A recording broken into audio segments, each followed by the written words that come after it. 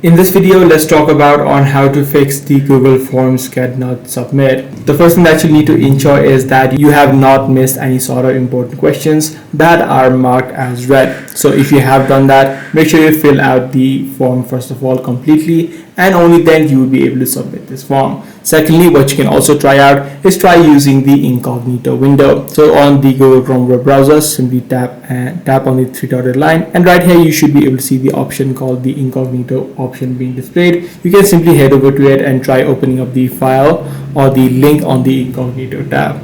Now, if none of these solutions are working out for you, the last thing that you can try out is try to clear out the browser cache and cookies. Tap on the three-dotted line again, head over to delete browsing data, head over to more options, and make sure that the cache images and files as well as cookies and site data are selected, and simply tap on delete. Once you do this step, you might sometimes get logged out of your account, so log in back and try to see if the issue is solved. So that's pretty much all there is to it. If this video was helpful to you, be sure to subscribe. I'm going to see you in the next one.